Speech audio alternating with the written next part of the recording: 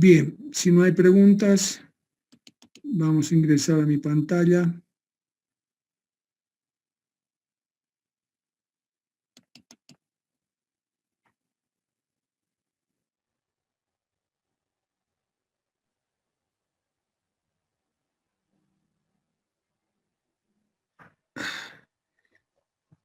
Primero voy a salir de mi pantalla, vamos a hablar un poco.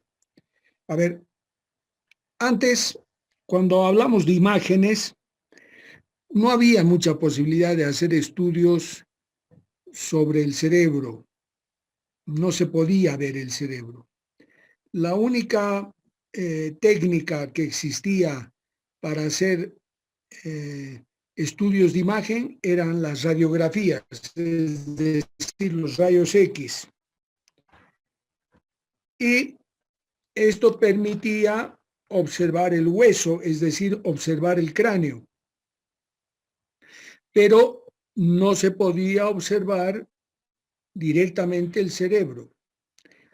Entonces, el cráneo nos daba una imagen de la parte ósea, hueso, y para tener formas o herramientas para poder indirectamente darnos cuenta de las características del cerebro, era dos posibilidades. Uno, estudiar la silueta de los ventrículos o el estudio de las arterias del cerebro. Entonces, al estudio de los ventrículos haciendo radiografías, se lo llamaba ventriculografía. Y para hacer estas ventriculografías, incluso se llegó a hacer un agujero en el cráneo, meter un catéter hasta el ventrículo y ponerle contraste, lo cual traía reacciones muy dolor de cabeza terrible, irritación del cerebro. Por lo tanto, esto es un estudio que se hizo poco. Y la otra era poner aire dentro de los ventrículos, meter aire dentro de los ventrículos. Y una forma era haciendo una punción lumbar, es decir, en la columna. Ya vamos a ver qué es la punción lumbar, es punzar el espacio subaracnoideo a nivel L4, L5, porque no hay médula espinal a esa altura. La médula espinal en el adulto está entre L1 y L2. Entonces, generalmente la punción lumbar es entre L4 y L5 más abajo. Por lo tanto, no había posibilidad de lesión de médula. Y se sacaba el líquido cefalorraquídeo y en vez de ese líquido cefalorraquídeo se colocaba burbujas de aire. Y después, haciendo toda una serie de maniobras, se hacía que ese aire se meta dentro de los ventrículos y se sacaba radiografías, lo cual a mí me permitía ver la silueta de los ventrículos. La neumoventriculografía, neumo de aire y ventriculografía de la silueta de los ventrículos. Esas son las primeras imágenes que vamos a compartir.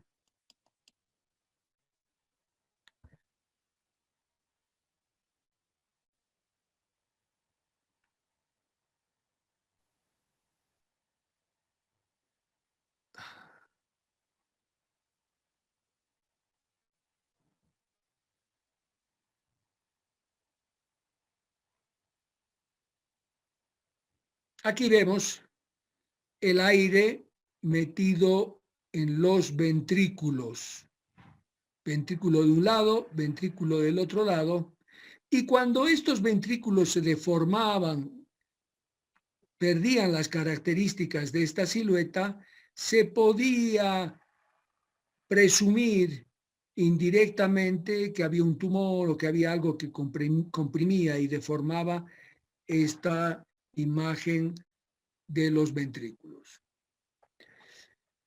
El otro estudio que se podía hacer que les he dicho que es poniendo contraste en las arterias, es la arteriografía. También se sacaban radiografías mientras el contraste estaba dentro de los ventrículos. Y, por ejemplo, acá ven la silueta de los ventrículos en una neumoventriculografía. Todo siempre basado en radiografías. El otro estudio se llamaba angiografía, angio de vascular y grafía de radiografía. Estudio que todavía se hace cuando se quiere estudiar si hay aneurismas, si hay malformaciones arteriovenosas, o sea, para estudiar la parte vascular. Mientras tanto, hasta la década del 70, lo único que se tenía eran las radiografías de cráneo, no se veía cerebro. Como por ejemplo, en este par de radiografías, una radiografía anteroposterior y una lateral, vamos a ver esto negro de aquí, es aire que ha ingresado, aire. El aire en las radiografías se ve negro, todo esto. Y si ustedes prestan atención, aquí se ve el cráneo hundido. Aquí se ve el cráneo hundido en un traumatismo de cráneo. Felizmente, en la década del 70, basado en las radiografías, en los rayos X, surge un aparato que utiliza los rayos X la base fundamental de las radiografías, pero lo une a la computación. Ya en la década del 70 está avanzada la parte de computación. Las computadoras ya están prácticamente invadiendo la tecnología. Y entonces se hace un aparato que se llama tomógrafo. Grafo por radiografías, porque es el mismo sistema de rayos X, pero tomo quiere decir corte. Y entonces lo que se hace es utilizar un aparato que hace pasar cortes de rayos X. Y una computadora va a convertir eso en imágenes. Y de ahí surge la tomografía computada o computarizada de cerebro o de encéfalo. Y en ese paciente que hemos visto la radiografía, es esta tomografía, que se ve cerebro. Este estudio es un estudio donde se ve de color blanco, por ejemplo, este blanco brilloso se ve el hueso, en gris se ve el cerebro, en negro opaco se ve el líquido cefalorraquídeo, aquí ven los ventrículos, y en negro brillante se ve el aire. Entonces, normalmente no tiene que haber aire dentro del cráneo. Aquí ha entrado aire porque se ha hundido el cráneo. Aquí se ve el hundimiento de cráneo. Y se ve el hundimiento de cráneo, pero además se ve en el cerebro una mancha blanca que es un sangradito ahí en el lugar del golpe. Entonces, lo que antes se veía así y se podía saber que ha entrado aire y que esto está hundido, pero no podía ver cerebro, ahora con la tomografía yo veo estos dos puntos blancos aquí, el daño cerebral que puede existir. Entonces, esto es una revolución desde el punto de vista de diagnóstico imagenológico, de imagen, al poder yo observar directamente por cortes la tomografía. ¿Qué cortes? Si ustedes ven en este primer corte, aquí están los ojos, es decir, la órbita. Y aquí en negro están los oídos, es decir, el meato del oído. Entonces, se estandariza este estudio mundialmente, porque yo podría poner el aparato formato horizontal, o lo podría poner así, o lo podría poner así, o sea, lo podría poner de diferentes formas, pero esto no conviene, sino mundialmente nos tenemos que manejar con imágenes estandarizadas. Entonces, se hace una convención de que los cortes tienen que ser órbito-meatales, es decir, desde la órbita hasta el meato auditivo, y de ahí van subiendo de acuerdo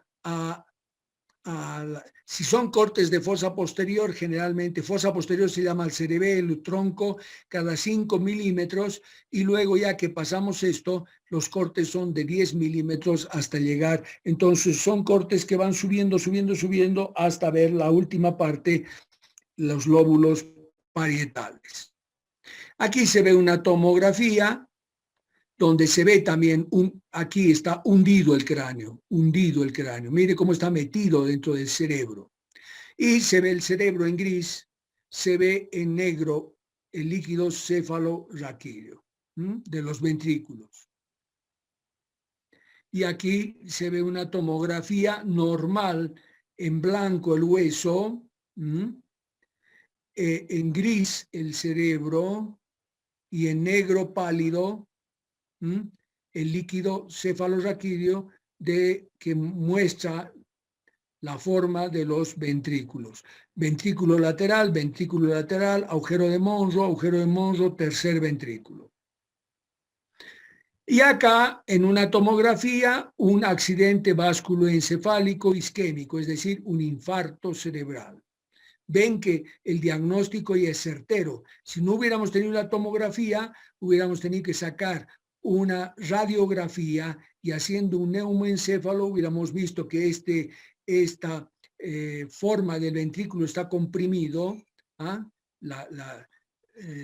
el ventrículo de este lado incluso está tirado al otro lado, pero podríamos pensar que aquí hay un infarto, pero no lo veíamos.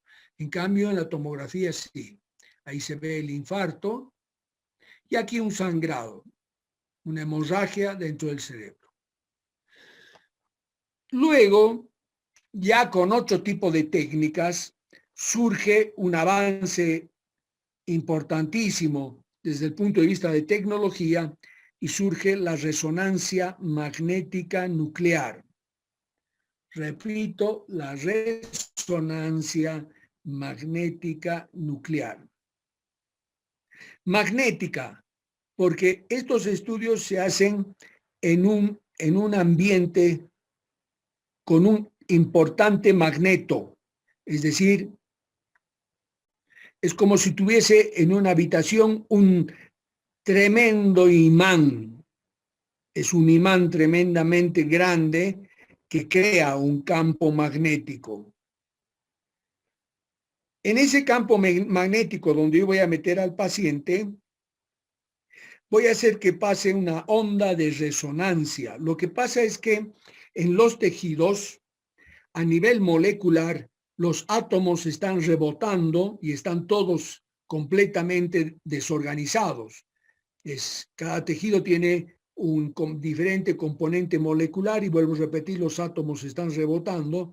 Si yo hago pasar en un campo magnético una onda de resonancia, hago que todos los átomos se alineen y que van a girar a un lado, por eso lo de nuclear. Todos los átomos se alineen, giren a un lado y giren al otro lado. Entonces, yo voy a tener, eso lo recoge esa información una computadora y me lo convierte en imágenes que son muy precisas, como por ejemplo esta imagen donde se ve aquí abajo cerebelo, en gris, como es el primer tiempo que giran los átomos, se llama T1, donde el líquido cefalorraquídeo se ve oscuro. Aquí se ve el cuerpo calloso, aquí se ve todo este giro, que es una circunvolución que lo hemos descrito como cíngulo. Aquí está rolando, Entonces, esto es área sensitiva, esto es área motora primaria, área sensitiva primaria.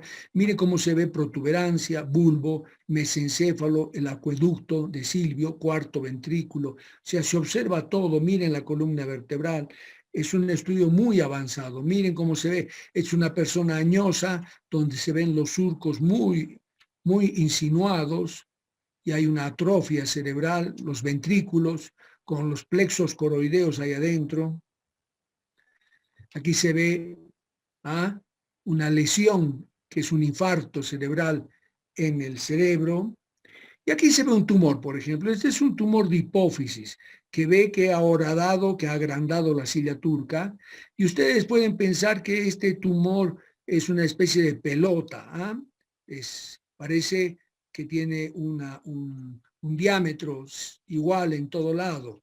Aquí atrás está el mesencéfalo, acueducto de Silvio, protuberancia, bulbo. Entonces, pero si lo vemos, la posibilidad de la resonancia es tener cortes diferentes. Si lo vemos de anteroposterior, no es una circunferencia ese tumor, sino miren la forma que tiene ese tumor. Está tirado a un lado, la silla está horadada, está desgastada, en vez de ser una silla normal, horizontal, es una silla que está inclinada, está desgastada por el tumor. Entonces, este es el aparato de resonancia magnética nuclear. Los estudios duran un buen tiempo, más o menos unos 30, 40 minutos. Este es un aparato de resonancia magnética nuclear. La persona tiene que ingresar como si fuese un tubo aquí adentro y ahí es el estudio. El problema es la gente que tiene claustrofobia, que se pone muy ansiosa, ¿no?, en un estudio de este tipo. Hasta aquí, ¿vamos bien? ¿Alguna pregunta?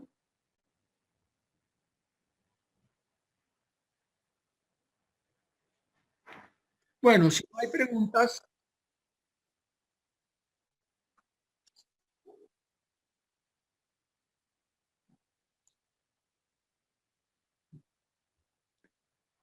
¿cuál? Esto es resonancia magnética nuclear. No, la siguiente, que lo he pasado rápidamente, es porque vamos a ir a imágenes, pero de otro tipo. Hasta acá hemos visto radiografías y estudios que antes se hacían basado en la radiografía, que es la neumoventriculografía, que es meter aire en los ventrículos, o la angiografía, que era meter contraste en las arterias. Ahora vamos a ver imágenes funcionales, estudios de imágenes funcionales, como la tomografía por emisión de positrones. Tomografía por emisión de positrones.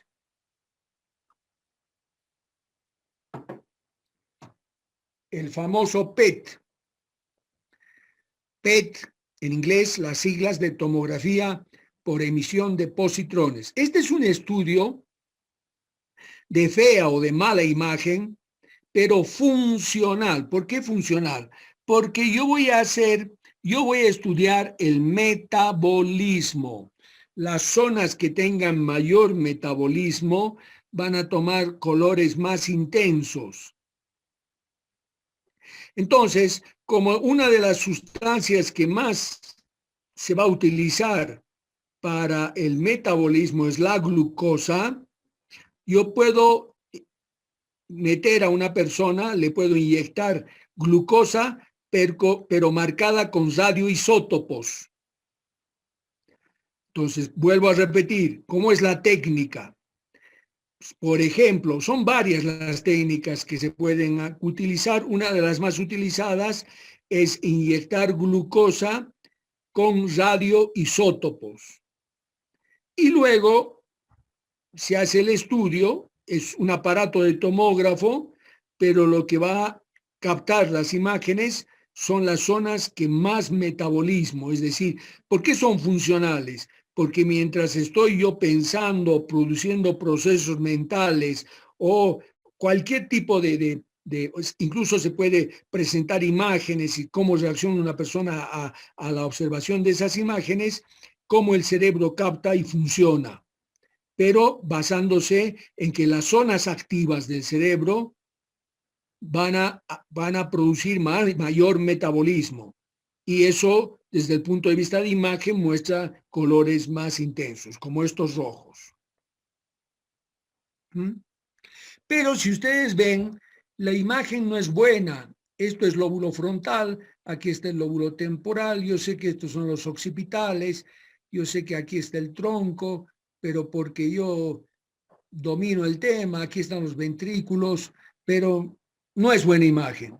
Esta es otra imagen, pero este no es PET, este es el SPET. El SPET, o también llamada tomografía por emisión de fotón único, tomografía por emisión de fotón único, es también un estudio funcional, también es un estudio funcional, pero lo que se mide es circulación, es decir, las zonas que tienen mayor flujo sanguíneo.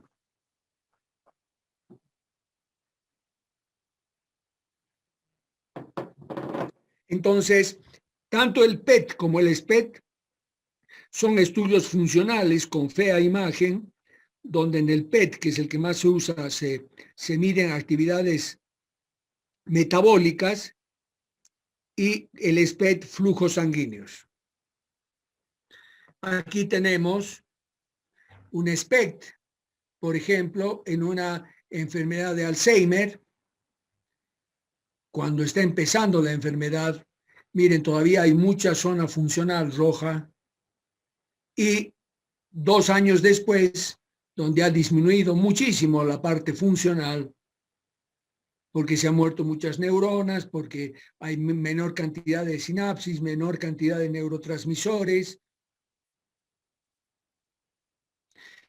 Pero como su imagen de los estudios funcionales es mala, se han juntado dos tecnologías. La imagen de la resonancia magnética nuclear junto con el PET, es decir, medición de metabolismo. Y se ha creado un aparato que es la resonancia magnética nuclear funcional. Resonancia magnética nuclear funcional. Y miren, esta es la imagen del PET. Como les he dicho, no hay buena imagen anatómica. Y esta es la resonancia magnética nuclear funcional. Funcional. Y entonces yo tengo una muy excelente imagen y una marcación muy clara de la zona que está funcionando. Aquí tengo una resonancia magnética nuclear funcional. Aquí tengo resonancias magnéticas nucleares funcionales, donde las zonas que están funcionando captan color, en una imagen excelente de resonancia magnética nuclear. Esta es otra imagen de resonancia magnética funcional. Otro estudio, pero ya no de imagen, sino fisiológica, electrofisiológica. De esto ustedes ya saben mucho, el electroencefalograma. ¿Para qué me sirve el electroencefalograma? Para captar la actividad eléctrica en la corteza cerebral, actividad eléctrica que surge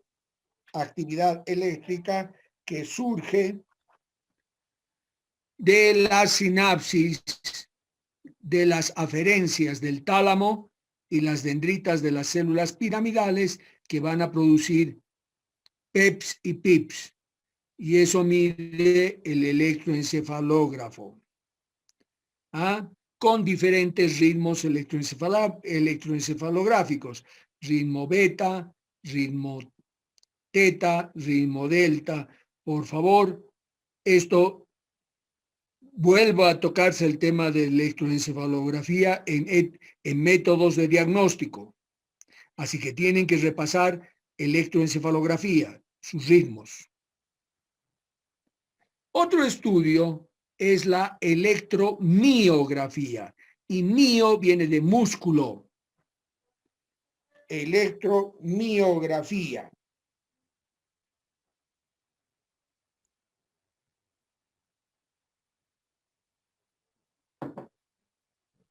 La electromiografía va a servir para estudiar el músculo estriado, ¿no? Para estudiar el músculo estriado y el sistema nervioso periférico, es decir, las neuronas aferentes de los receptores y las neuronas eferentes como la motoneurona alfa. Indirectamente la gamma. ¿Cómo se hace? Se mete un electrodo en el músculo y se estimula con mínimas cargas eléctricas y después se mide cómo esa actividad va a viajar por la aferencia y va a retornar por la eferencia. Y va a formar este tipo de gráficas. Entonces, la electromiografía, repito, es estimular el músculo y a través de electrodos captar cómo viaja esa información hasta la médula espinal y retorna por la alfa para contraer el músculo. Lo que se mide es el arco reflejo en una palabra. Doctor. Otros estudios, sí. Buen día. La electromiografía, digamos, ¿en qué tipo de estudios? O sea, porque, por ejemplo, el electroencefalograma lo vemos para la epilepsia, digamos, y uno para la podría ver... electromiografía, por ejemplo, un paciente me va al consultorio y me dice, mis piernas no las siento bien, se me adormecen, tengo como un cosquilleo, me duele como si tuviese una bota puesta que me está pinchando, y yo hago una electromiografía y en la electromiografía me viene como informe que yo tengo una neuropatía, es decir, el nervio está enfermo por una vasculitis, y me dice eso, nada más. Y yo le pregunto al paciente si es diabético y él tiene una polineuropatía diabética, es decir, sus nervios están lesionados porque tiene un problema circulatorio por diabetes, una vasculitis que daña el nervio. ¿Está claro? Por eso es el sistema nervioso periférico, los nervios. Y el músculo. Por ejemplo, te voy a dar otro ejemplo.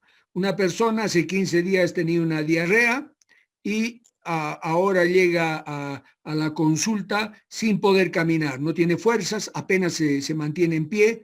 Entonces yo pienso que es un síndrome de Guillain-Barré. ¿Qué es el síndrome de Guillain-Barré? Es un síndrome que es debido a una respuesta inmunológica, por eso la diarrea hace 15 días, que me deteriora la placa neuromuscular.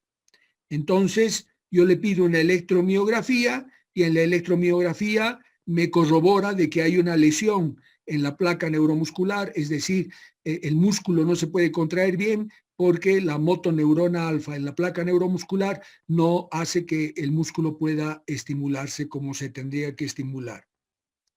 Para todos esos estudios por ejemplo, un niño que nace sin tono muscular, entonces yo le hago un estudio electromiográfico para saber qué problema tiene, si es un problema del nervio o es un problema del músculo.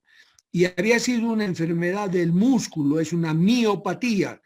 ¿Cómo se la detecto? Con la electromiografía, porque ese es el que va a medir a través de gráficas cuánto se contrae el músculo si el músculo es estimulado por el nervio. ¿Está claro, Luis? Sí, doctor, mil gracias. Bien, otros estudios funcionales son los potenciales evocados. Potencial porque lo que se mide son impulsos nerviosos, evocados porque son por caminos que ya conozco, y tengo 3 potenciales evocados: el visual, el auditivo y el somatosensitivo. Somato es cuerpo, lo sensitivo del cuerpo, si quieren. potencial evocado visual, auditivo y somatosensitivo.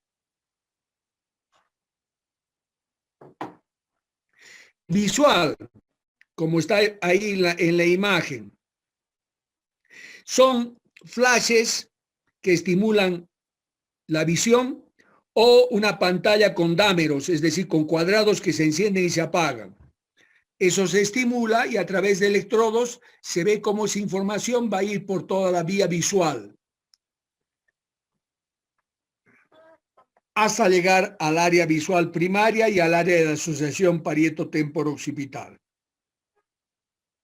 El auditivo es lo mismo, cambia el estímulo es auditivo y se mide toda la actividad eléctrica, es decir, de potenciales de acción que van a viajar por la vía auditiva hasta llegar al área auditiva primaria, luego secundaria y área de asociación parieto-temporo-occipital. Y por último, el somatosensitivo, que lo que se hace es se estimula la piel o el músculo y se sigue la actividad hasta que llegue al área sensitiva primaria y luego al área de asociación parieto-temporo-occipital. ¿Qué se hace? Se van a comparar las ondas, si son más alargadas o de mayor o de menor amplitud.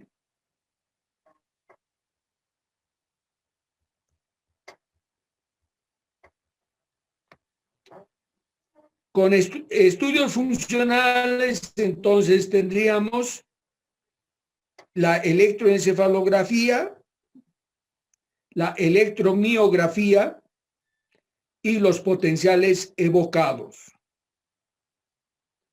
Ahora, la forma en que yo tengo para estudiar el líquido cefalorraquídeo es a través de obtener ese líquido cefalorraquídeo mediante punción lumbar, es decir, saco líquido cefalorraquídeo punzando entre L4 y L5. Aquí el paciente está echado y yo entre la vértebra L4 y L5 meto una aguja, o en este caso el paciente sentado y se mete una aguja entre L4 y L5. Ahí está la aguja en la piel del paciente que tiene este color por el alcohol yodado. Ahora ya no se usa alcohol yodado, yodopovidona, y ahí la aguja está saliendo el líquido cefalorraquídeo, que en este caso es un líquido cefalorraquídeo hemorrágico con sangre. ¿Para qué me sirve el estudio de punción lumbar? Para obtener líquido y estudiar el líquido cefalorraquídeo. El líquido cefalorraquídeo va a tener ciertas características. En primer lugar, casi no tiene células. Es de 0 a 5 células por milímetro cúbico. De 0 a 5 células por milímetro cúbico. Pero si yo saco líquido cefalorraquídeo en una meningitis, puedo llegar a obtener 200 células por milímetro cúbico, porque el cuerpo ha reaccionado y ha mandado neutrófilos, ha mandado células de defensa y por eso sube la cantidad de células. Generalmente yo tengo glucosa en líquido cefalorraquídeo, la mitad de la glucemia, es decir, de la mitad de la cantidad de sangre, de glucosa en sangre. En el líquido cefalorraquídeo yo debería tener como valor normal la mitad de la cantidad de glucosa en sangre. Entonces, si lo normal de la glicemia o glucemia en sangre es 90 a 100, en el líquido cefalorraquídeo lo normal es 40 a 50. Pero si yo saco líquido y en vez de tener hasta 5 células, tengo más de 100 células y tengo 20 de glucosa, esa glucosa se la han comido las bacterias, entonces ya tengo casi un diagnóstico de meningitis. Glucosa baja, muchas células y seguramente las proteínas aumentadas. Diagnóstico meningitis. También, como en este caso, cuando hay una hemorragia subaracnoidea, voy a sacar líquido cefalorraquídeo con sangre. Ahora, yo puedo lastimar una venita o algo al punzar y sale líquido con sangre. Entonces, puedo hacer la prueba de los 3 vasos, es decir, saco en la primera parte del líquido, lo pongo en un frasco, luego saco un poco más de líquido en otro frasco y luego saco un poco más de líquido en otro frasco. Si los 3 tienen la misma cantidad o apariencia de sangre, es una hemorragia subaracnoidea. Si en el primer frasco tengo un poco de sangre, en el segundo menos y en el tercero ya no tengo, entonces es una punción traumática. Al punzar he pinchado algo que me ha hecho sangrar.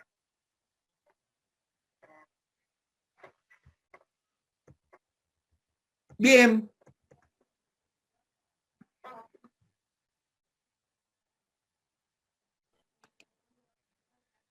¿Alguna pregunta?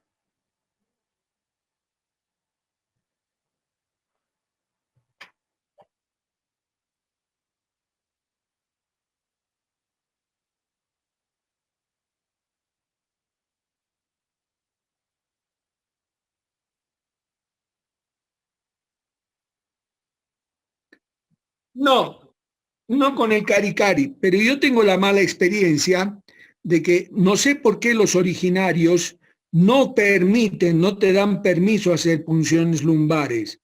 Y yo no sé por qué les viene en la cabeza, tienen el pensamiento de que si tú le sacas líquido a su familiar se va a secar. Como ellos saben que le vas a sacar un líquido, piensan que se va a secar.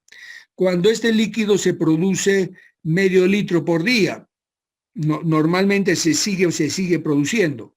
Entonces, yo he tenido una muy mala experiencia y lo he visto una vez nada más, tampoco es una cosa frecuente. Yo cuando he llegado de la Argentina he ido a trabajar al hospital ahí en Munaipata, el Juan 23. Y en el Juan 23 me llegó un paciente, estaba duro, que seguramente era seguro ya que tenía una meningitis, pero teníamos que sacar líquido para ver incluso qué antibióticos íbamos a usar. Entonces, si tú haces una técnica muy exacta, muy obsesiva, muy de cuidado de cumplir los pasos, no puedes equivocarte. Entonces lo puse muy bien al paciente en una posición sentada, metí la aguja y una vez que estaba la aguja en el espacio subaracnoideo, yo estaba seguro que estaba en el espacio subaracnoideo, saqué el mandril de la aguja, porque la aguja es especial, es una aguja con un mandril, es decir, porque si no, si la aguja va con un orificio al medio, al entrar se le va a entrar tejido y lo va a tapar. Entonces, es una aguja que no tiene orificio porque tiene un metal al medio. Pero cuando tú llegas donde ya quieres llegar, sacas el mandril y entonces no venía líquido cefalorraquídeo. Normalmente yo no pongo anestesia local para hacer esas punciones porque el dolor del pinchazo para poner la anestesia local es el mismo dolor del pinchazo para meter la aguja, que es gruesa, pero el dolor es el mismo. Entonces yo a la enfermera, como no venía líquido, y una cosa que no se debería hacer es aspirar con una jeringa porque se puede pegar a un nervio y lastimar. Pero era raro, porque yo estaba seguro que estaba en el espacio. Entonces le dije a la enfermera, vaya a enfermería y tráigame una jeringa, por favor. Y la enfermera fue, y yo la dejé sin mandril la aguja, y estaba mirando la aguja, porque es raro que no venía líquido. Cuando veo bien, veo con atención, empezó a aparecer por el mandril, perdón, por la aguja, prácticamente como si fuese leche condensada.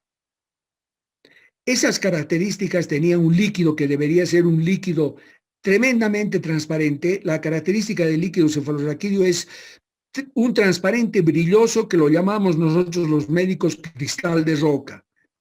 Es un líquido muy fluido, muy transparente. Y en este caso venía como, les vuelvo a repetir, era leche condensada, la pus pura. Por supuesto que me he quedado yo aterrorizado, realmente se me paraban los pelos. En vez de mandar el líquido en un frasco, he mandado pus en un frasco. ¿Qué pasaba? Que este caballero ya hacía 10 días que había tenido síntomas de meningitis y primero lo han llevado a curanderos, le han puesto cueros, le han hecho todo lo que hacían los curanderos en el pueblo, y después, como no mejoraba y ya estaba por morir, como que se murió el paciente, lo trajeron a un hospital. Esto yo no es que esté en contra de la medicina tradicional tiene sus cosas rescatables y buenas, pero también tiene cosas malas como estas, que hacen perder mucho tiempo y el paciente nunca más he vuelto a ver una cosa así, de que salga pus en vez de líquido cefalorraquídeo. Esto para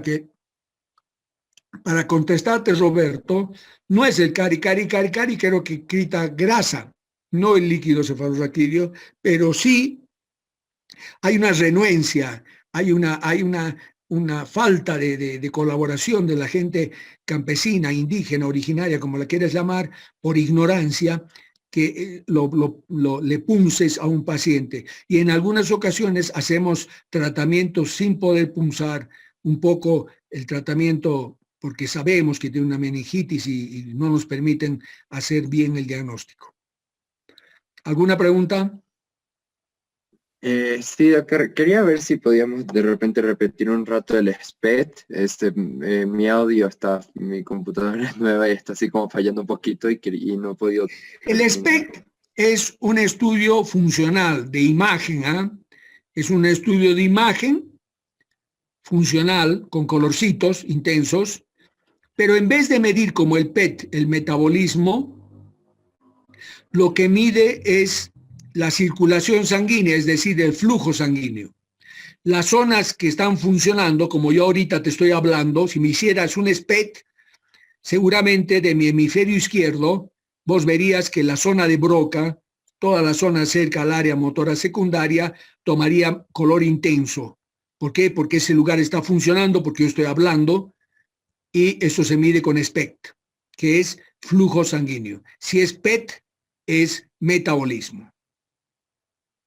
¿Está claro, Luis? Sí, doctor. Y una duda más, sobre todo como conceptual, no sé si, digamos, en el caso de los potenciales evocados, podríamos un poco hablar que sería como una forma de electroencefalograma de vías específicas o exactamente. No, el electroencefalograma, por eso lo he dicho, es medir actividad eléctrica local en el cerebro de todos los pips y peps de las células del tálamo y las células piramidales, es decir, con las dendritas piramidales. En cambio, los potenciales evocados lo que mide es la velocidad y la amplitud del potencial de acción que está viajando por la vía visual, por la vía auditiva o por la vía somatosensitiva.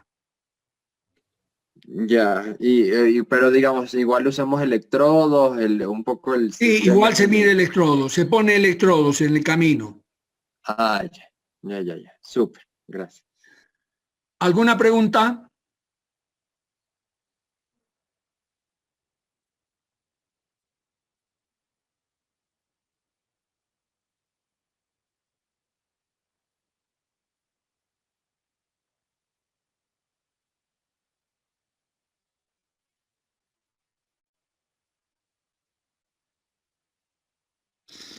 No, esto es conceptual, ¿no? Esto es conceptual.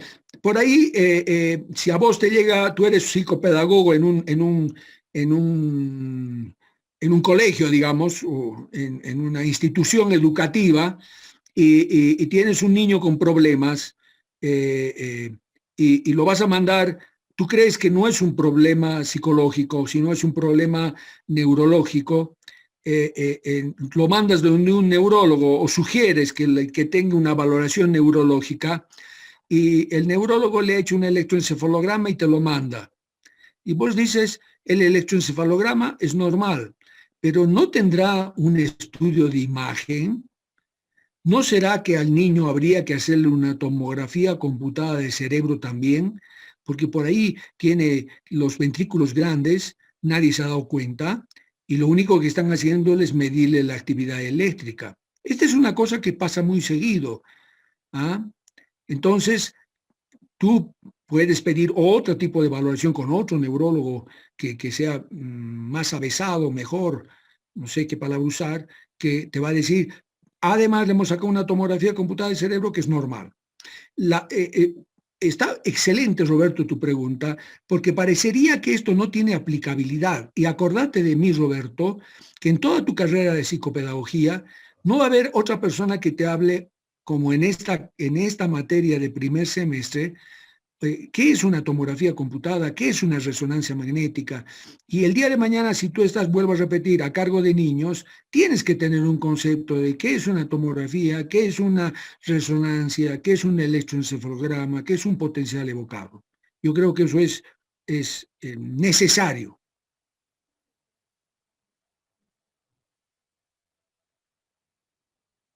¿Alguna pregunta?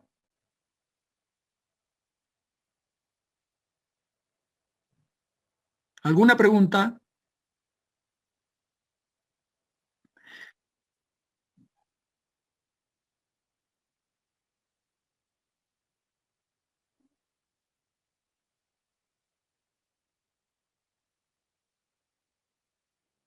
Sí, sí, sí. O sea, todos los estudios funcionales, por ejemplo, para las enfermedades mentales, para las demencias, para trastornos incluso de personalidad, son eh, estudios posibles, más allá de los tests netamente psicológicos.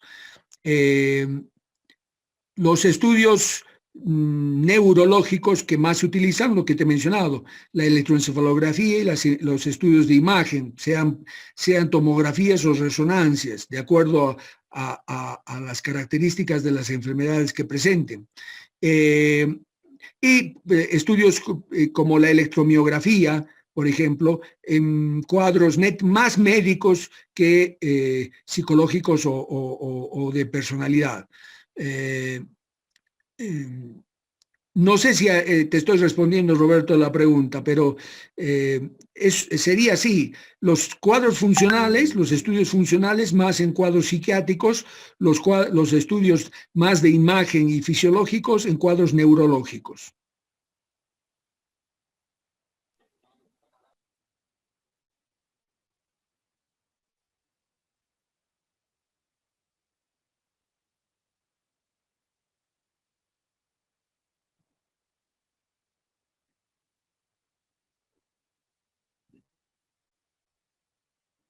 No, yo no soy, sí, personalmente yo no soy una persona de pedir estudios muy sofisticados, a no ser que yo tenga necesidad.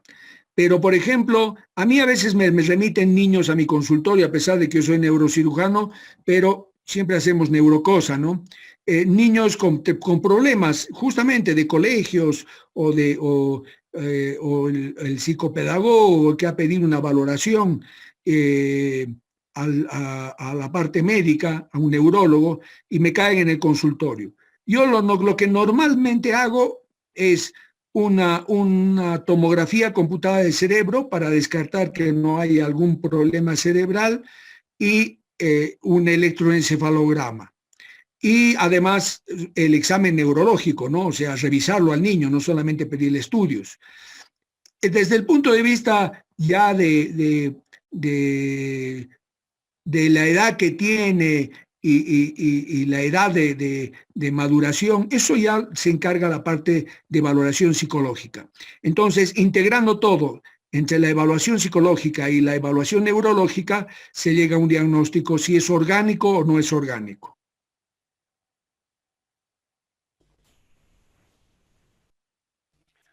Doctor, una ¿Alguna otra pregunta. pregunta? ¿Qué Sí. estudio es el que ayuda a confirmar o descartar un TDA en jóvenes o niños? El TDA es no lo tienes en imágenes, es decir, lo que sí es un diagnóstico de descarte, ¿no? Es un problema de atención.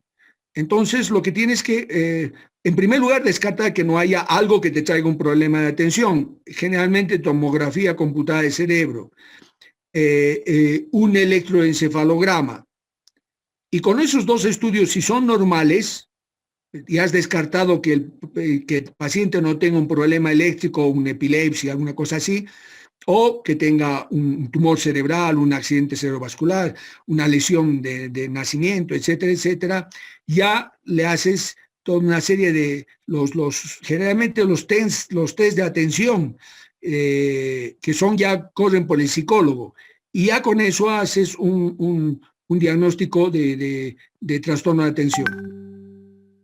Gracias, doctor. Le preguntaba porque en otras materias nos decían que sí, nosotros podemos hacer un prediagnóstico como para ver pautas de detectar un TDA, pero el que da la última palabra siempre es el neurólogo, nos comentaban. Claro, es que el neurólogo es el que descarta, como te digo. Para el neurólogo es un diagnóstico de descarte. Si tú descartas otras cosas y el paciente tiene un problema de atención, pues lo confirmas. Pero tú como psicólogo no puedes hacer un diagnóstico de un TDA si no tienes lo descartado, la parte orgánica. Perfecto, gracias, doctor. ¿Alguna pregunta?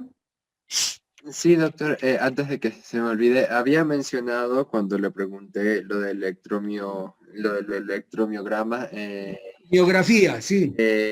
una enfermedad que tenía que ver con una diarrea, generalmente anoto el nombre y la investigo luego más detalle, entonces, pero... Guillain-Barré. Te estoy pronunciando como se escribe, con G, Guillain-Barré. Súper. Gracias. Que es un problema de la placa neuromuscular. ¿Alguna pregunta?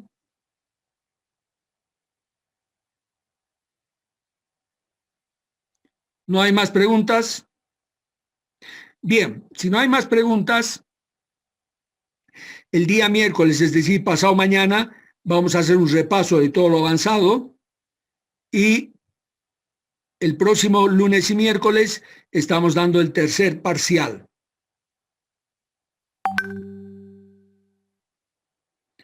Yo luego les confirmo en qué fecha son los exámenes finales. Si no hay preguntas, voy a mi pantalla.